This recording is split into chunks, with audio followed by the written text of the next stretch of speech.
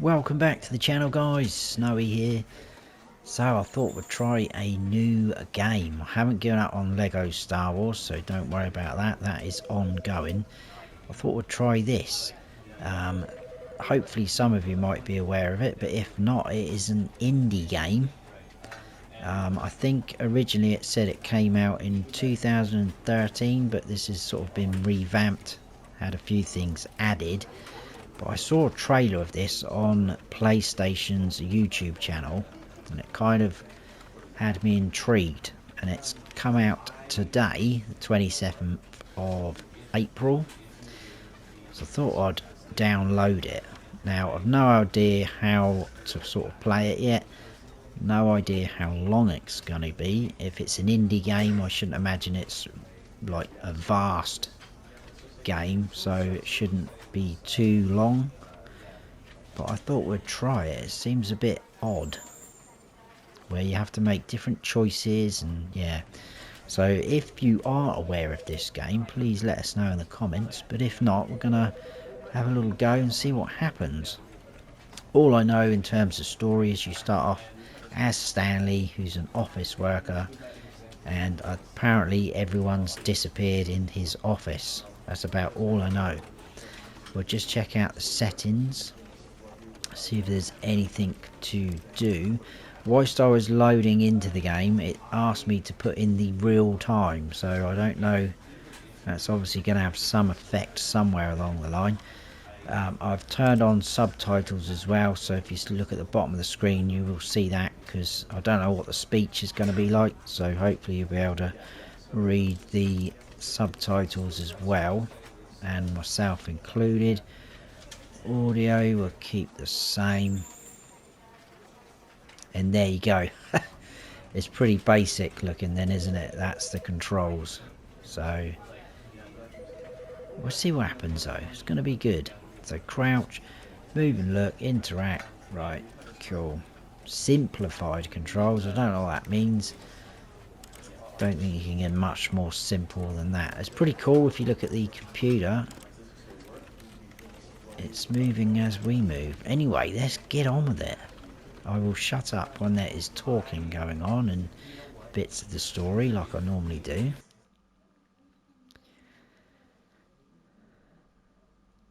This is the story of a man named Stanley.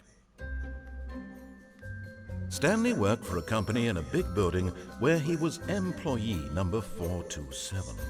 Employee number 427's job was simple. He sat at his desk in room 427 and he pushed buttons on a keyboard. Orders came to him through a monitor on his desk, telling him what buttons to push, how long to push them, and in what order. This is what employee 427 did every day of every month of every year. And although others might have considered it soul-rending, Stanley relished every moment that the orders came in, as though he had been made exactly for this job. And Stanley was happy.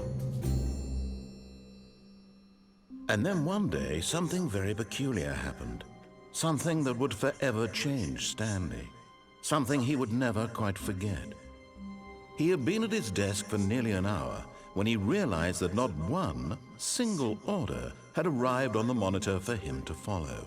No one had showed up to give him instructions, call a meeting, or even say hi. Never in all his years at the company had this happened, this complete isolation. Something was very clearly wrong. Shocked, frozen solid, Stanley found himself unable to move for the longest time. But as he came to his wits and regained his senses, he got up from his desk and stepped out of his office. Ooh, I think that's our cue. What a horrendous job he has.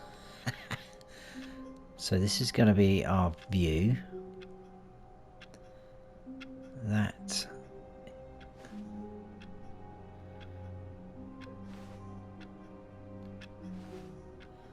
So I don't think there's anything we can interact with in our office. Guessing we can't. Oh, that is locked. Maybe we can interact with things then.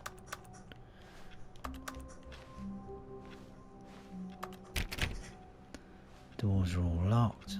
All of his co-workers were gone. What could it mean? Stanley decided to go to the meeting room. Perhaps he had simply missed a memo. Right, meeting room. I'm guessing there's nothing. No matter how hard Stanley looked, he couldn't find a trace of his co-workers. Right, so in other words, get yourself to the meeting room. Stop bumbling about. What does that cup say? I like work, I just hate my boss.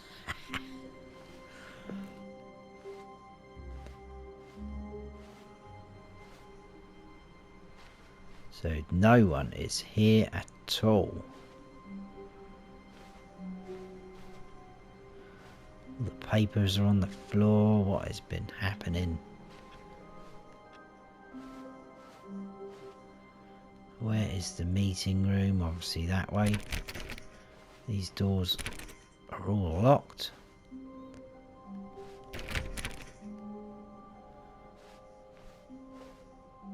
When Stanley came to a set of 2 open doors, he entered the door on his left. Ooh. Wonder what would happen if we went to the right door. Should we try it? This was not the correct way to the meeting room, and Stanley knew it perfectly well. Perhaps he wanted to stop by the employee lounge first, just to admire it. Being told off.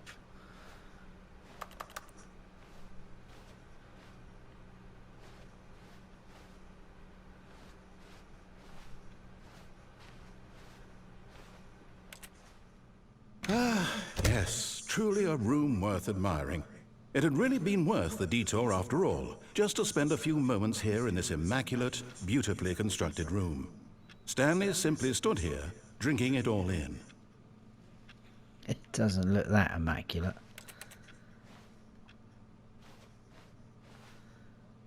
Yes, really, really worth it being here in the room. A room so utterly captivating that even though all your co-workers have mysteriously vanished, here you sit looking at these chairs and some paintings. Really worth it. Hopefully there's going to be a bit of humour But there in eager this to game. get back to business, Stanley took the first open door on his left. Oh, did he really? Wonder if we can get told off again. Stanley was so bad at following directions, it's incredible he wasn't fired years ago. I just want to see what happens if you do take different, because I think this game's all about making decisions. So rather than being told where to go, see, we probably wouldn't have seen all this area if we'd have. Oh my goodness. Look, Stanley, I think perhaps we've gotten off on the wrong foot here. I'm not your enemy, really, I'm not.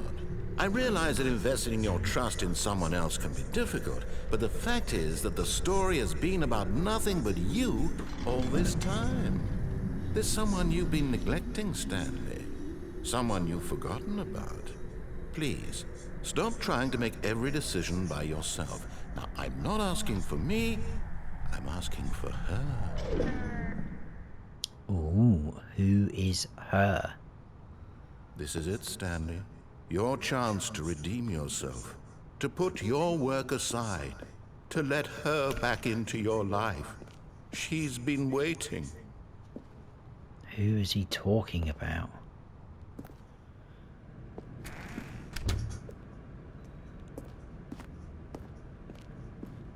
Oh, that looks dark through there. Cigarette butts on the floor. Ooh. That's her, Stanley. You need to be the one to do this, to reach out to her. If you can truly place your faith in another, then pick up the phone.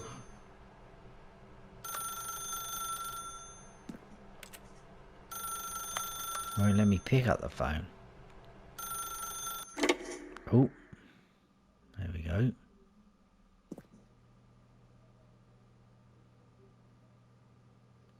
Oh, Stanley, is that you? Hold on, sweetie. Sorry to keep you waiting. I'm just pulling the bread out of the oven. All right. Okay, there we go. All right, now, I want you to come in and tell me all about your day. Gotcha! Oh, come on. Did you actually think you had a loving wife who'd want to commit their life to you? I'm trying to make a point here, Stanley. I'm trying to get you to see something. Come inside. Let me show you what's really going on here. What is happening in this game? That is freaky. This is a very sad story about the death of a man named Stanley. What? Stanley is quite a boring fellow. He has a job that demands nothing of him, and every button that he pushes is a reminder of the inconsequential nature of his existence.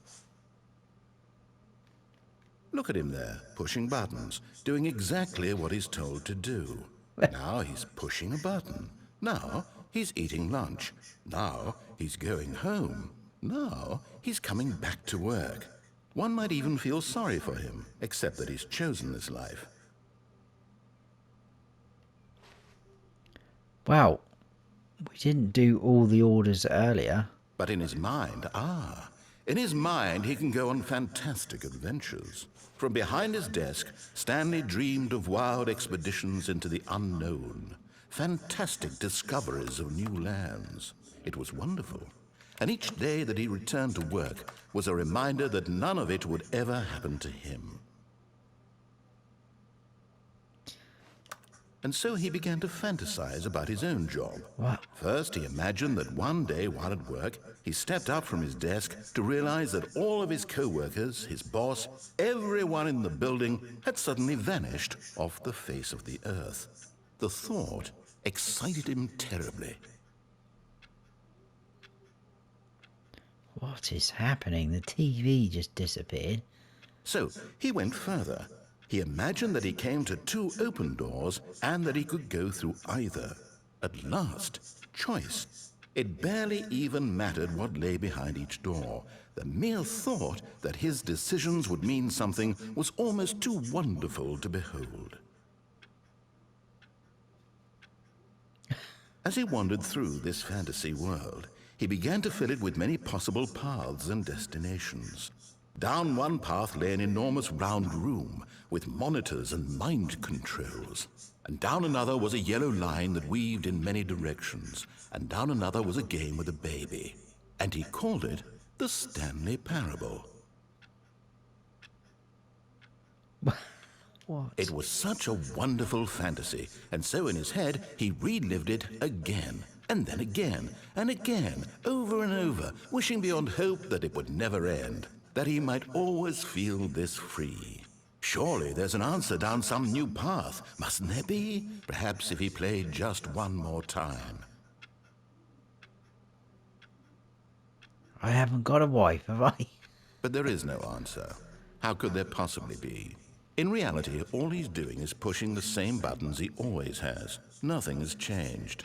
The longer he spends here, the more invested he gets, the more he forgets which life is the real one. Oh, there's our desk. And I'm trying to tell him this, that in this world he can never be anything but an observer, that as long as he remains here, he's slowly killing himself. But he won't listen to me. He won't stop. Here, watch this. Stanley, the next time the screen asks you to push a button, do not do it. I'm not going to do it.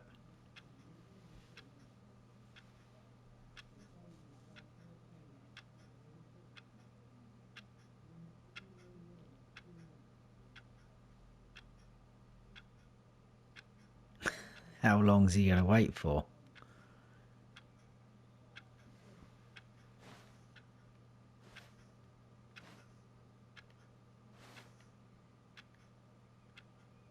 Well, I guess we must have to push the button. Let's push a wrong button. Right, let's push it. You see? Can he just not hear me? How can I tell him in a way that he'll understand that every second he remains here, he's electing to kill himself? How can I get him to see what I see? How can I make him look at himself? I suppose I can't, not in the way I want him to. But I don't make the rules. I simply play to my intended purpose, the same as Stanley. We're not so different, I suppose. I'll try once more to convey all this to him. I'm compelled to. I must. Perhaps, well, maybe this time he'll see. Maybe this time. And I tried again, and Stanley pushed a button. And I tried again, and Stanley pushed a button. And I tried... What?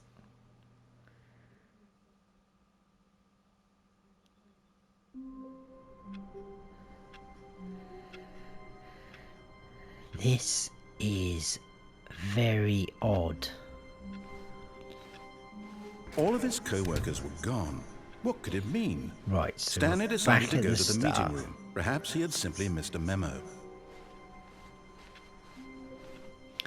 Let's take the left door then.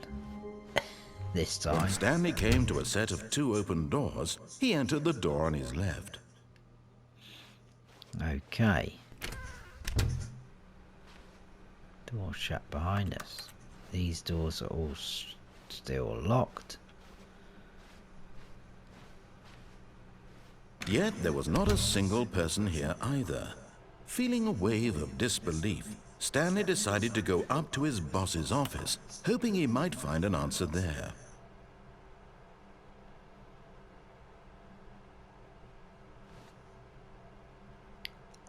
Whiteboard manager. Who's Franz? R.I.P. It's worth looking at things like this because I think some of it's going to be a bit funny.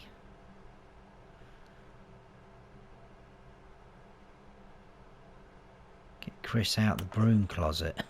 Ongoing. Hire someone.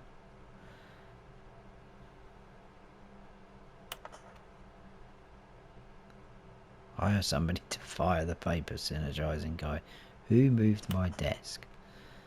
How bizarre.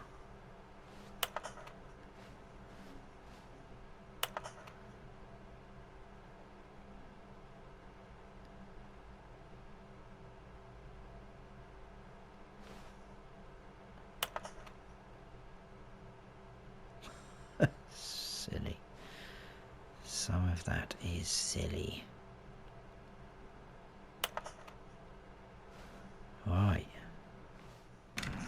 Oh. There's the broom closet. Stanley stepped into the broom closet, but there was nothing here, so he turned around and got back on track. Are you sure there's nothing here? Coming to a staircase, Stanley walked upstairs to his boss's office. Now, if we go down and disobey, are we going to go through all the same shenanigans again?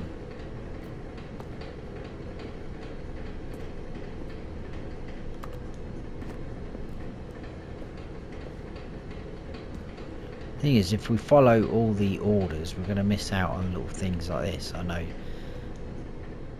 some of it. But Stanley just couldn't do it.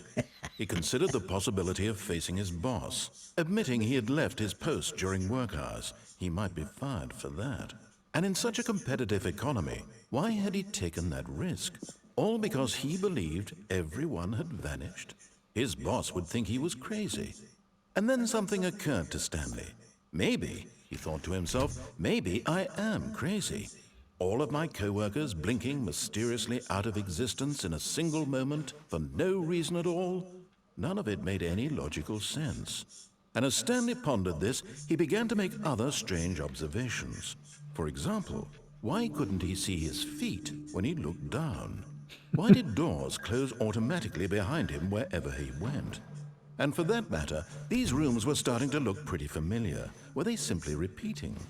No, Stanley said to himself, this is all too strange. This can't be real. No. and at last he came to the conclusion that had been on the tip of his tongue. He just hadn't found the words for it. "I'm dreaming!" he yelled. "This is all a dream." Oh, what a relief Stanley felt to have finally found an answer, an explanation. His co-workers weren't actually gone. He wasn't going to lose his job. He wasn't crazy after all. And he thought to himself, I suppose I'll wake up soon. I'll have to go back to my boring real-life job pushing buttons. I may as well enjoy this while I'm still lucid.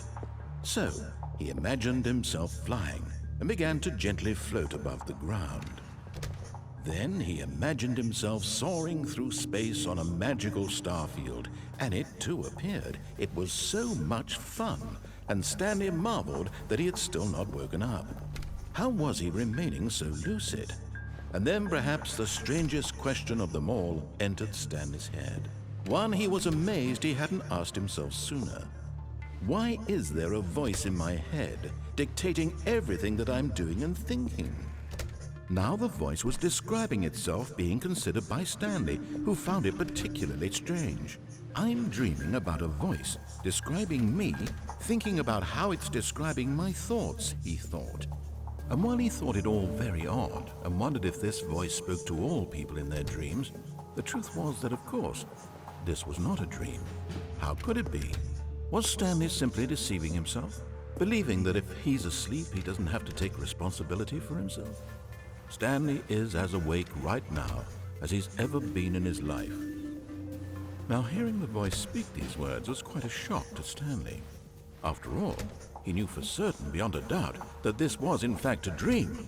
Did the voice not see him float and make the magical stars just a moment ago? How else would the voice explain all that? This voice was a part of himself too. Surely, if he could just... He would prove it. He would prove that he was in control, that this was a dream. So he closed his eyes gently, and he invited himself to wake up. He felt the cool weight of the blanket on his skin, the press of the mattress on his back, the fresh air of a world outside this one. Let me wake up, he thought to himself. I'm through with this dream. I wish it to be over. Let me go back to my job. Let me continue pushing the buttons. Please, it's all I want. I want my apartment, and my wife, and my job. All I want is my life exactly the way it's always been. My life is normal. I am normal. Everything will be fine. I am okay.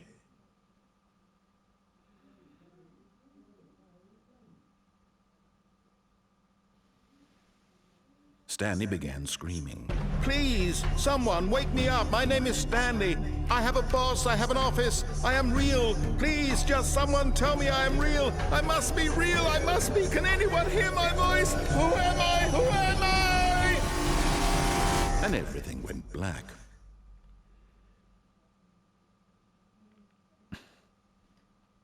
This is the story of a woman named Mariella.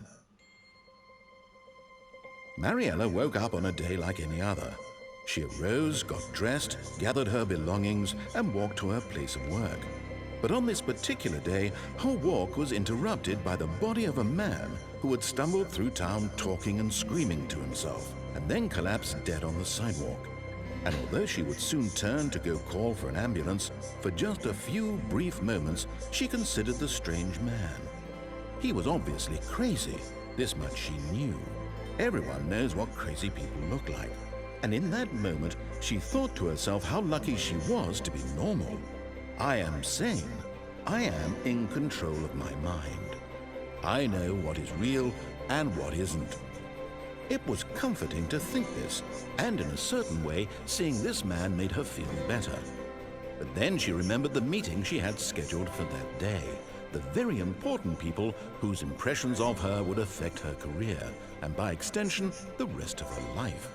She had no time for this, so it was only a moment that she stood there, staring down at the body. And then she turned and ran.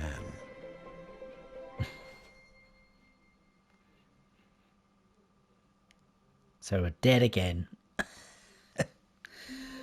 Every time you make a opposite choice, we end up dying. All of his co-workers were gone. What could it mean? Stanley decided to go to the meeting room. Perhaps he had simply missed a memo. This is crazy, this game. When Stanley came to a set of 2 open doors, he entered the door on his left.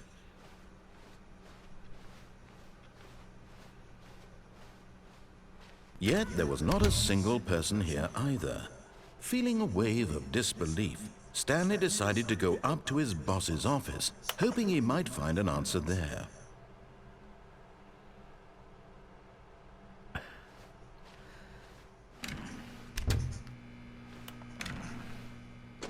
Oh no, no, not again. I won't be part of this. I'm not going to encourage you. I'm not going to say anything at all. I'm just going to be patient and wait for you to finish whatever it is you enjoy doing so much in this room. Please take your time. Coming to a staircase, Stanley walked upstairs to his boss's office.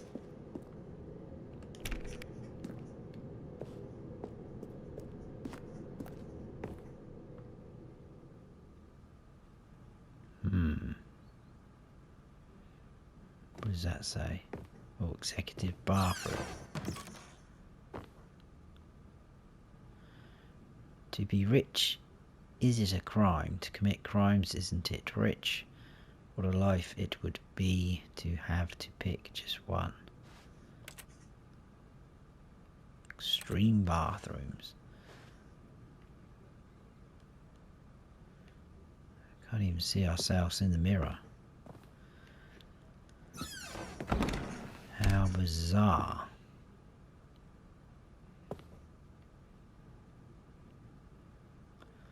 The beige pages, not the yellow pages.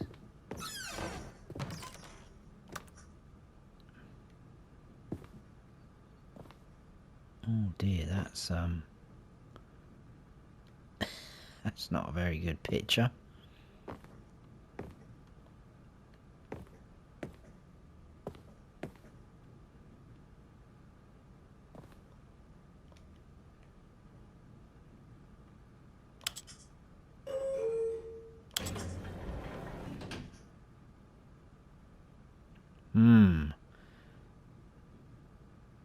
I'm guessing that's the boss's office over there. Let's go and have a look in the lift. Do we go up or do we go down? Where's that little...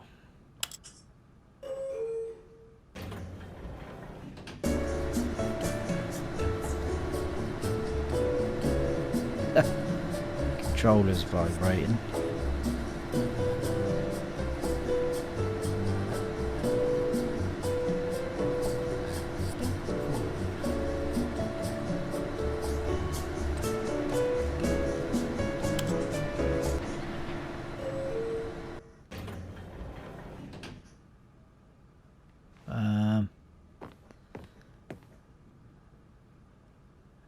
Didn't actually go anywhere.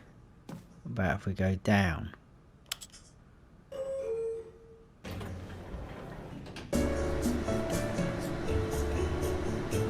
It doesn't do anything, it just vibrates.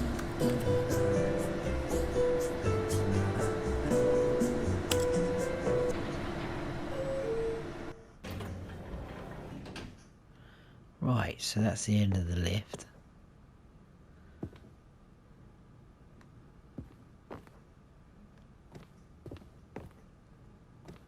Stepping into his manager's office, Stanley was once again stunned to discover not an indication of any human life. Shocked, unraveled, Stanley wondered in disbelief who orchestrated this. What dark secret was being held from him? What he could not have known was that the keypad behind the boss's desk guarded the terrible truth that his boss had been keeping from him. And so the boss had assigned it an extra secret PIN number. 2845. But of course, Stanley couldn't possibly have known this. 2, 8, 4, Yet incredibly, by simply pushing random buttons on the keypad, Stanley happened to input the correct code by sheer luck. Amazing. He stepped into the newly opened passageway.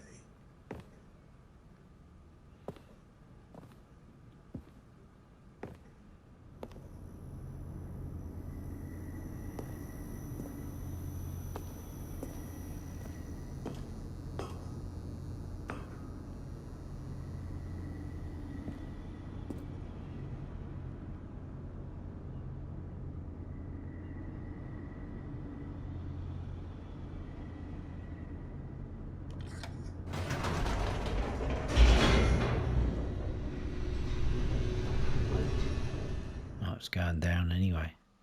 Oh, we haven't died again, have we? Descending deeper into the building, Stanley realized he felt a bit peculiar. It was a stirring of emotion in his chest, as though he felt more free to think for himself, to question the nature of his job. Why did he feel this now, when for years it had never occurred to him? This question would not go unanswered for long.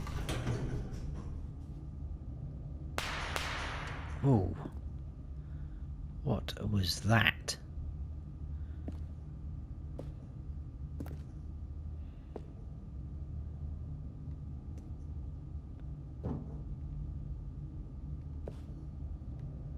Stanley walked straight ahead through the large door that read Mind Control Facility. Oh, look, escape. You know what's going to happen. Although this passageway had the word escape written on it, the truth was that at the end of this hall, Stanley would meet his violent death. Yeah, we're used to that anyway. Might as The well door check. behind him was not shut.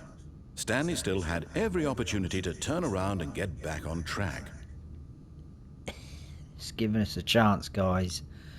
We're going to carry on. Otherwise you never see these bits, will you? At this point, Stanley was making a conscious, concerted effort to walk forward and willingly confront his death.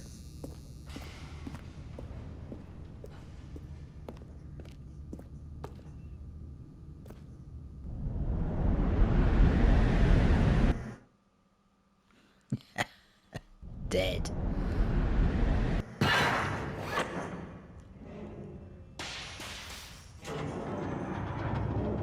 As the machine whirred into motion and Stanley was inched closer and closer to his demise, he reflected that his life had been of no consequence whatsoever. Stanley can't see the bigger picture.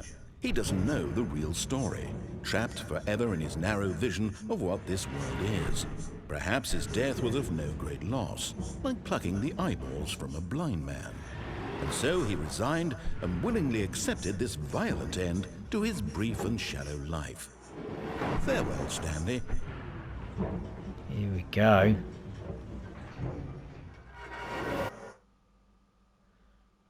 "Farewell, Stanley," cried the narrator, as Stanley was led helplessly into the enormous metal jaws. In a single visceral instant, Stanley was obliterated as the machine crushed every bone in his body, killing him instantly.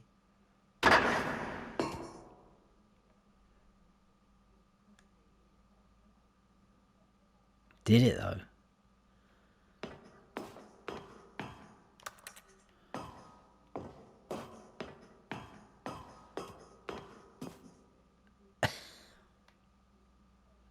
And yet it would be just a few minutes before Stanley would restart the game, back in his office, as alive as ever.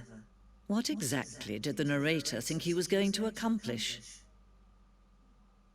When every path you can walk has been created for you long in advance, death becomes meaningless, making life the same. Do you see now? Do you see that Stanley was already dead from the moment he hit start?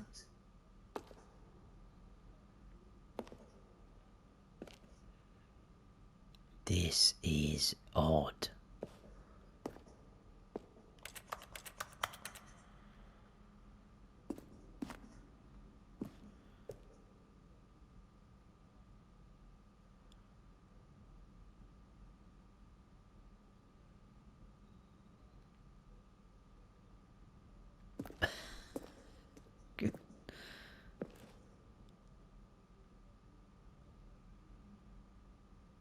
This is like showing you how they made parts of the game, isn't it? How bizarre. The two doors.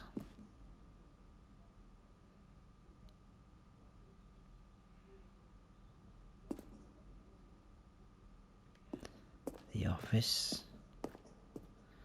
Office computers. Someone's playing solitaire.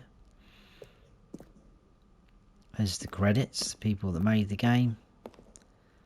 And the button sounds.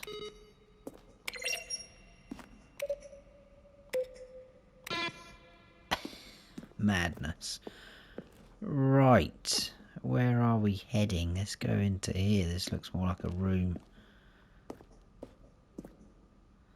Maintenance room.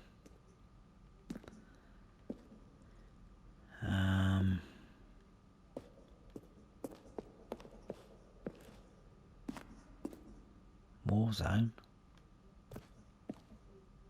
What on earth?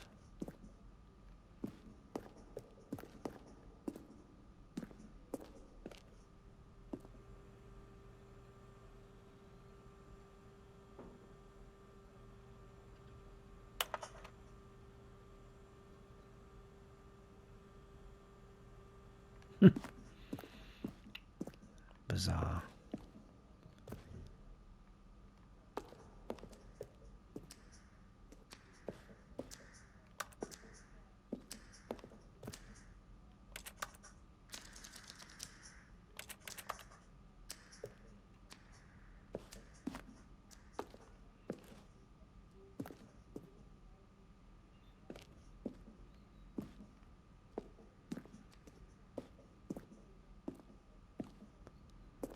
This is crazy.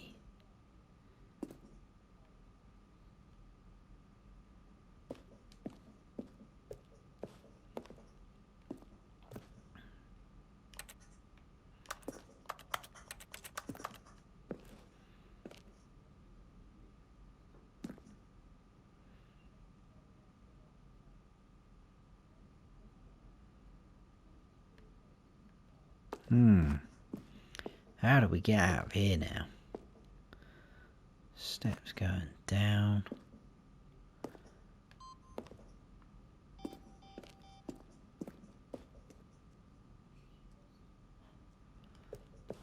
Did we go up through there? Yeah, I think we did.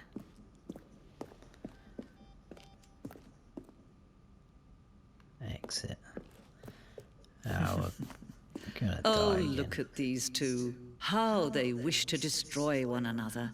How they wish to control one another. How they both wish to be free. Can you see? Can you see how much they need one another? No, perhaps not. Sometimes these things cannot be seen. But listen to me. You can still save these two. You can stop the program before they both fail. Turn off your PlayStation. There's no other way to beat this game. As long as you move forward, you'll be walking someone else's path. Stop now and it'll be your only true choice. Whatever you do, choose it. Don't let time choose for you. Don't let...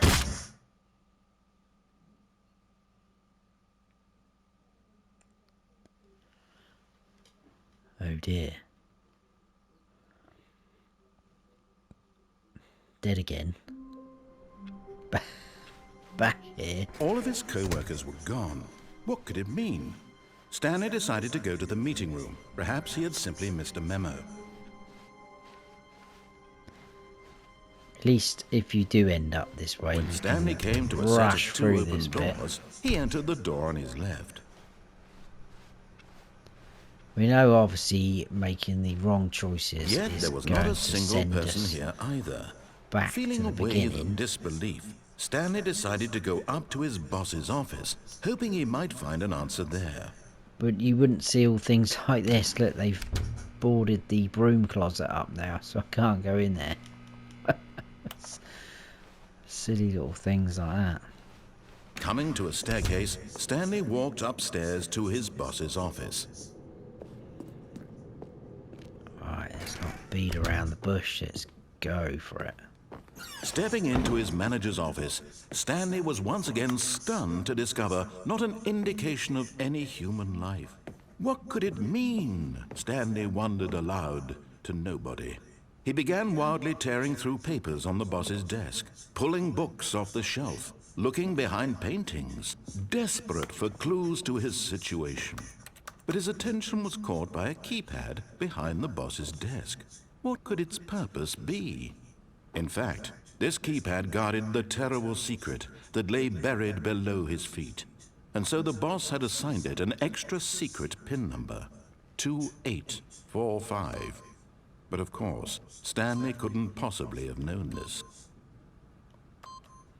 Yet incredibly, by simply pushing random buttons on the keypad, Stanley happened to input the correct code by sheer luck. Amazing. He stepped into the newly opened passageway.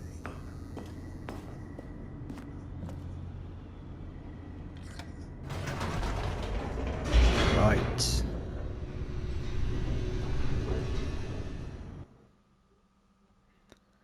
Let's go again.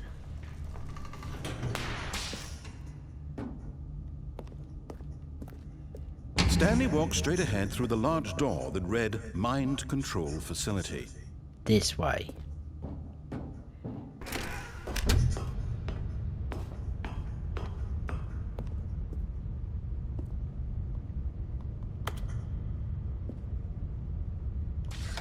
The lights rose on an enormous room packed with television screens. What horrible secret did this place hold? Stanley thought to himself. Did he have the strength to find out?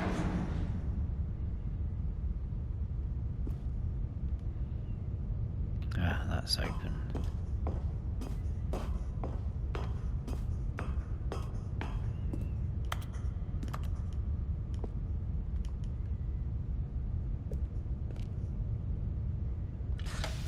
Now the monitors jumped to life, their true nature revealed. Each bore the number of an employee in the building, Stanley's co-workers. The lives of so many individuals reduced to images on a screen, and Stanley, one of them, eternally monitored in this place where freedom meant nothing.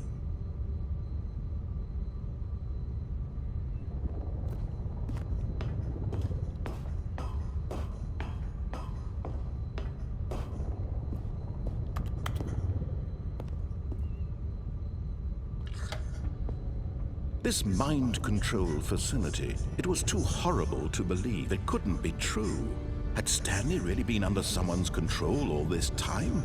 Was this the only reason he was happy with his boring job? That his emotions had been manipulated to accept it blindly? No. He refused to believe it. He couldn't accept it. His own life in someone else's control? Never! It was unthinkable. Wasn't it? Was it even possible? Had he truly spent his entire life utterly blind to the world?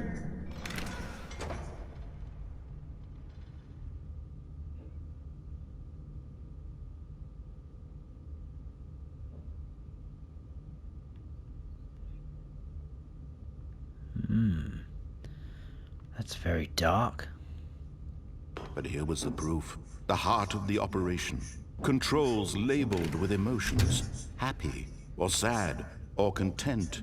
Walking, eating, working. All of it monitored and commanded from this very place. And as the cold reality of his past began to sink in, Stanley decided that this machinery would never again exert its terrible power over another human life. For he would dismantle the controls once and for all.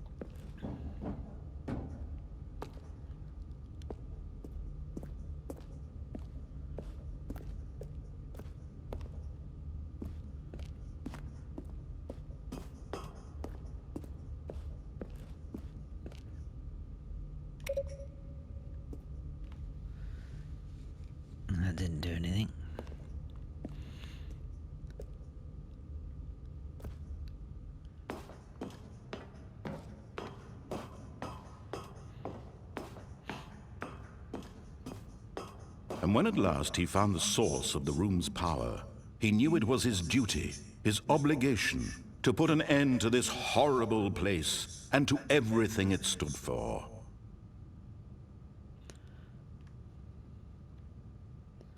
So, what should we do? Off.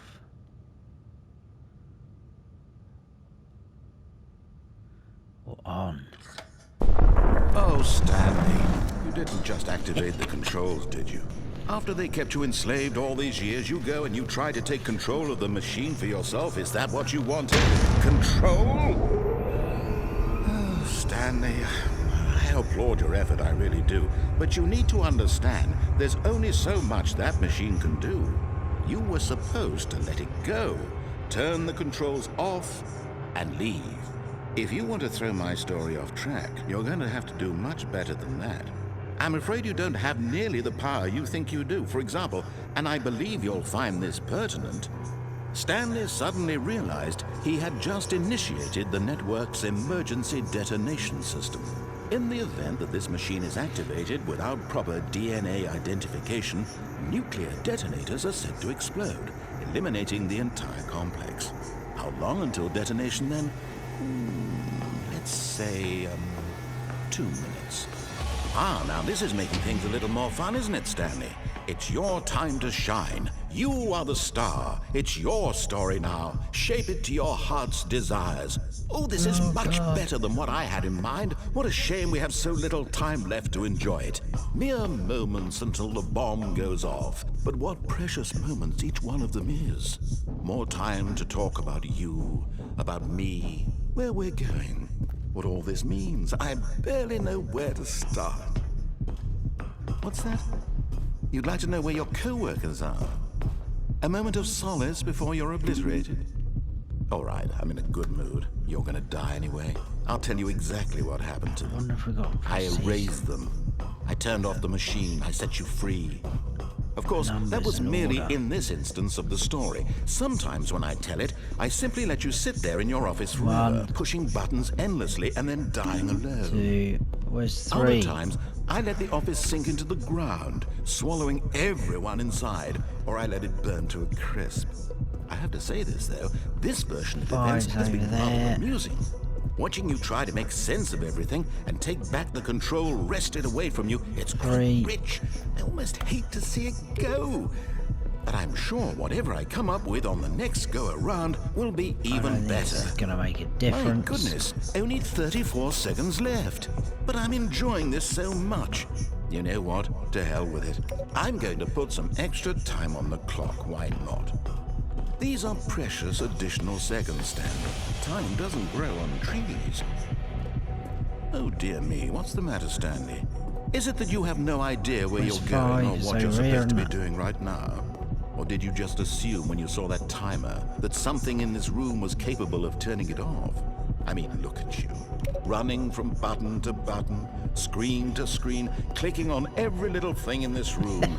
These numbered buttons, no, these colored ones. Or maybe this big red button, or this door. Everything, anything, something here will save me. Why would you think that, Stanley?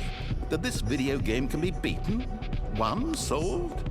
Do you have any idea what your purpose in this place is?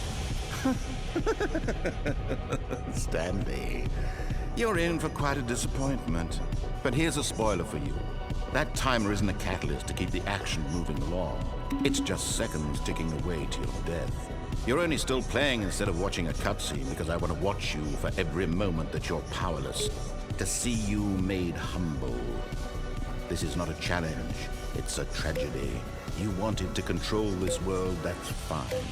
But I'm going to destroy it first, so you can't. Take a look at the clock, Stanley. That's 30 seconds you have left to struggle. 30 seconds until a big boom and then nothing. No end here, just you being blown to pieces. Will you cling desperately to your frail life, or will you let it go peacefully? Another choice.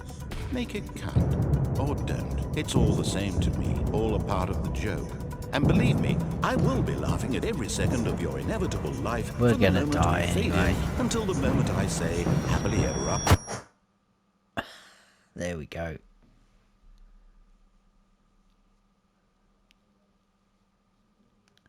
Man, this game is messed up. Now we're back at the start. Wow. A soft wind blew outside and perhaps rain started, and if it did, it stopped shortly after. Stanley hoped that he would one day see weather. Well, that was a different bit of...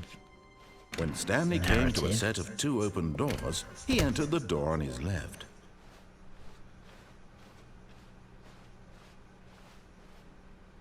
Yet there was not a single person here either. Feeling a wave of disbelief, Stanley decided to go up to his boss's office. Coming to a staircase, Stanley walked upstairs to his boss's office. Right, how are we doing for time? Because obviously I'm only restricted to 60 minutes. 51 minutes we've been recording. We'll see what happens. The moment he entered his manager's office, Stanley froze in his tracks. Not a living soul anywhere. Could he really be all alone? This was too much for Stanley to take. Too much for any man to take. He fell to his knees, bursting into half moans, half sobs, the guttural retching of life from him. Stanley was in such a rush to get through the story as quickly as possible, he didn't even have a single minute to just let the narrator talk. That kind of anxiety isn't healthy, so he relaxed for a few moments with some calming New Age music. It's funny. Oh dear. That's because we rushed. Feeling soothed and rejuvenated, Stanley calmly walked forward into the opened passageway.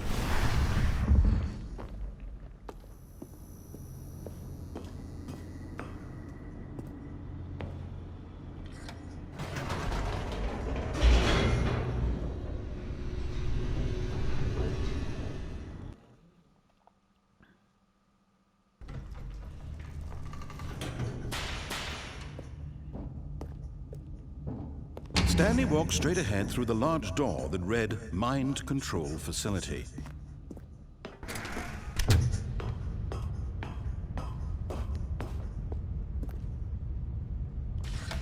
The lights rose on an enormous room packed with television screens. What horrible secret did this place hold? Stanley thought to himself. Did he have the strength to find out?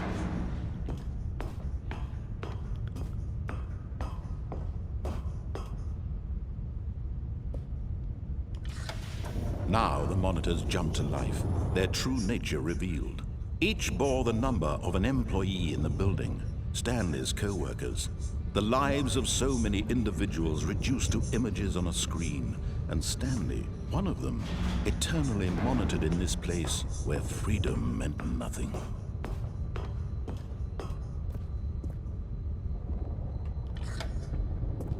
This mind control facility, it was too horrible to believe. It couldn't be true. Had Stanley really been under someone's control all this time? Was this the only reason he was happy with his boring job? That his emotions had been manipulated to accept it blindly? No, he refused to believe it. He couldn't accept it. His own life in someone else's control? Never! It was unthinkable, wasn't it? Was it even possible? Had he truly spent his entire life utterly blind to the world? But here was the proof, the heart of the operation. Controls labeled with emotions, happy or sad or content. Walking, eating, working, all of it monitored and commanded from this very place. And as the cold reality of his past began to sink in, Stanley decided that this machinery would never again exert its terrible power over another human life. For he would dismantle the controls once and for all. Right, let's go off and see what happens. We'll have to wrap up the episode.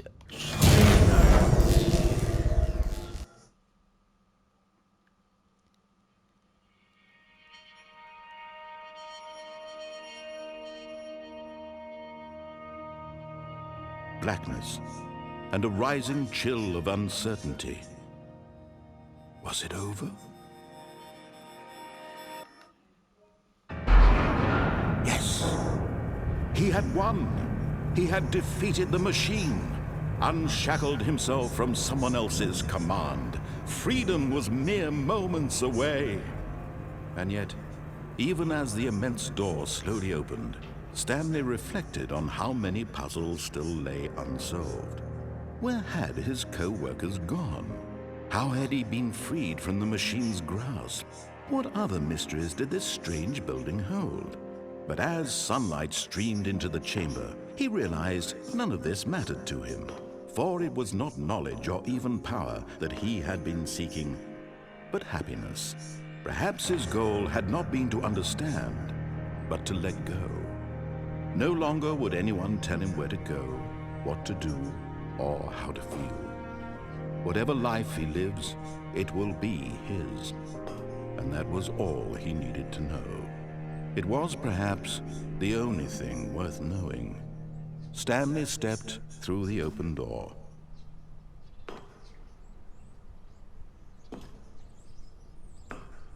Stanley felt the cool breeze upon his skin, the feeling of liberation, the immense possibility of the new path before him. This was exactly the way, right now, that things were meant to happen. And Stanley was happy.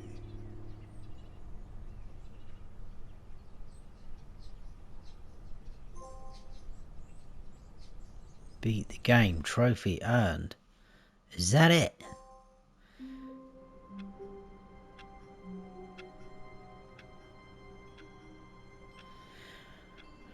Right, well, I don't know if that is it or something else is going to happen, but we're going to leave it there because I'm running out of time.